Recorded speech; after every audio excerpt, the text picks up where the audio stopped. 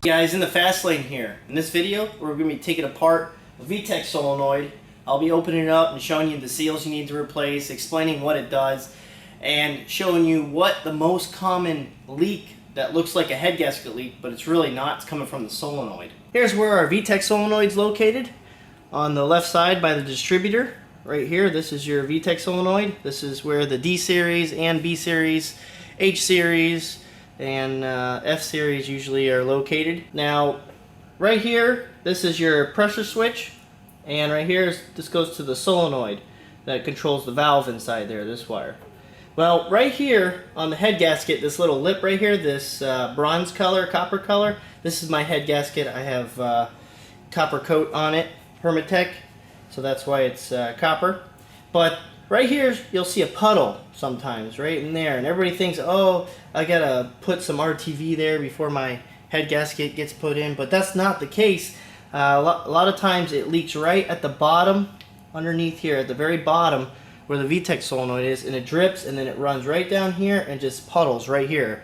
So that could be the first place you're going to want to check. So let's remove it. First thing we'll do is we'll take off this pressure switch right here. You just push the clips, pull, and you want to be careful with this single wire right here. Now we got those off. We got 3 10mm bolts. We got one on the bottom, one on the side over here, and then one right here. I'm just going to take those out.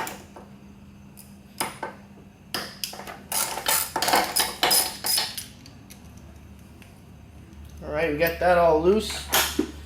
Take these 10mm bolts out. They should be all the same length, so you don't have to worry about the size.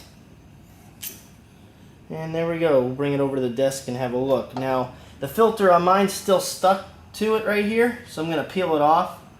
But be careful, you don't want to rip it. If you do have RTV, you're going to want to clean it all off. Make sure it doesn't get in the ports, because that'll clog up your solenoid later. Now, VTEC solenoid, it should last you a lifetime. I mean, you can just change the seals out, clean it up, put it back together, and it's good for pretty much forever. A lot of people change these out on multiple vehicles, and they still keep ticking. So what we're going to do here is just inspect it, see if there's any kind of shavings or anything in there. But we're going to take these 3 10mm off the top, and then open it up and have a look. Right, so I got that off.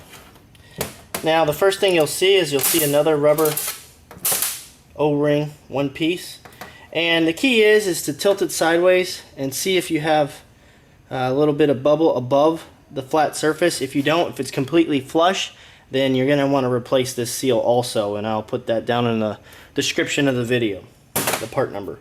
So in here we have a piston, and it really doesn't matter which way it goes, it just allows oil to get down in there. So what we're going to want to do is you can kind of spring action it, flick it, and it'll pop out this top part right here. So that's one piece, and then we got the shaft in here. It's kind of like the piston. It's like a plunger. And when the solenoid activates it, pushes it up or down, engaging and disengaging VTEC. So once it allows it to go up, it pushes the oil pressure through the cams, engaging those rocker arms, allowing VTEC to, the third lobe, to lock in and push those valves down even further. So basically you want to clean this out. You can get some steel wool, smooth it up, and then put it in a parts wash or some gasoline and make it really clean. Same thing with this piece. And then just get some brake cleaner in there and clean it out. Now there's a spring in here, and you just kind of take that spring and set that aside, make sure that's clean. Now I'm going to clean this all up and just make sure there's no shavings in there, and then pretty much just reassemble it. Now with mine, I'm going to reuse this gasket. I'm just going to put it back in just like this. It's very simple. Now mine's got a little tear right here, possibly from removing it, so I might have to get a new seal. I was just doing this video so that you guys could see how it's done. Mine didn't need to be done, but now I might have to change the seal out because of that. But that's not a big problem. But I just like showing you guys how to do things. I've had a couple comments asking me to do a video on the breakdown of this and then to seal it up. So I'm just going to take a little bit of paint thinner in a Zephyr Hill bottle and just throw the spring and the piston and nuts and all the bolts in here.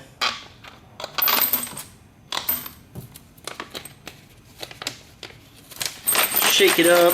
It'll just get rid of all the oil. Now if you look closely, you'll see a few assorted holes right here. You got a little tiny one right there, one here that goes to the bottom and keeps transferring the oil to keep things lubricated. Now just clean those out and you should be good to go after that. I'm just gonna do a quick just air dry and just try to get as much oil out of this where the gasket would go. And then I'm gonna put the original one back in there and just give it a light coat of RTV, just a light coat, because I don't want it squeezing out into here. That's what I did before. I didn't have any leaks. But future I'll just swap out the gasket. But this is just so you guys can see how to install it. Now when we put this back together, those parts that we just cleaned, like the piston and the valve spring, we want to put a little bit of oil on there, assembly lube or whatever, and so it slides in there so it doesn't damage it. Also, this little basket comes out and the seal, and make sure you get all that stuff out of there because you don't want that passing through the piston. It'll end up scratching it up. So clean that up. I'm just going to throw this right in the Zephyrhil bottle with the paint thinner. Now I just have a second Zephyrhil bottle on hand, so when I pour this out, I like to save it. I've had this for probably, I'd say 6 months in this bottle, and I keep reusing it. So you don't need a lot to clean the parts. Just put your finger in front of it. And there it is right there. Put the cap back on this one and it's ready to be used again. So all I'm going to do now is just see which way my gasket goes back on.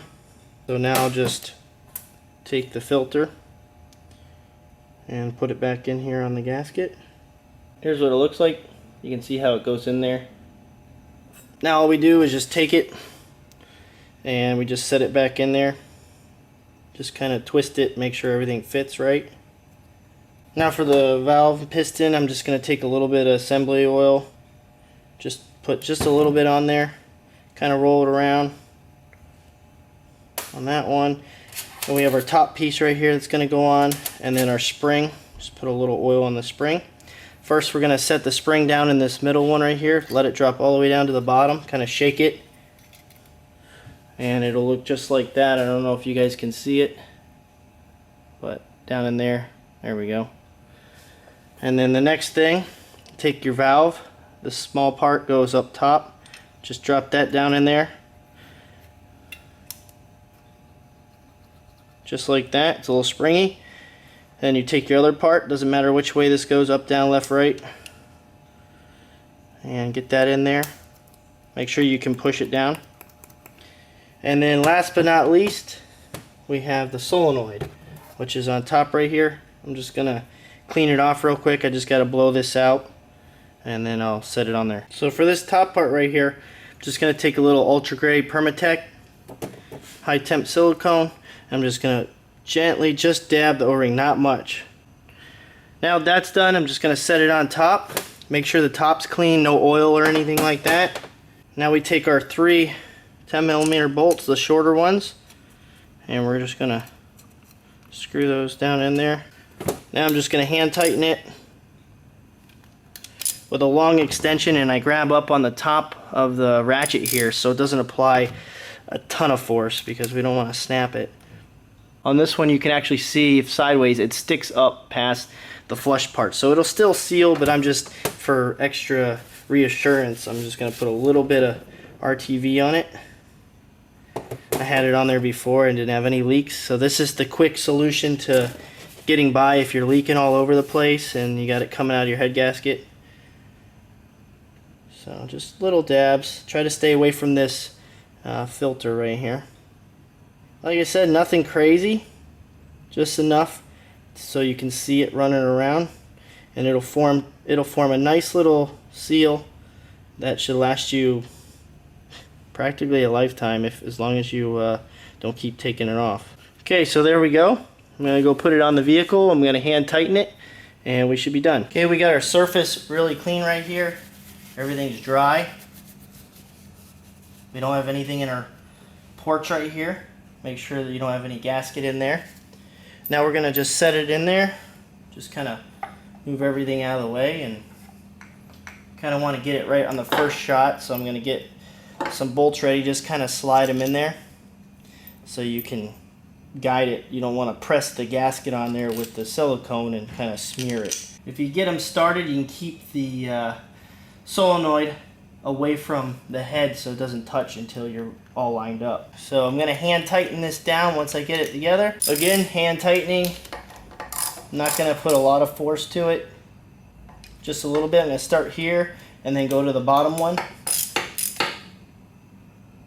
Then I'm going back up top. And that should be good. Just double check it. You don't want to snap them off in the head, so be careful.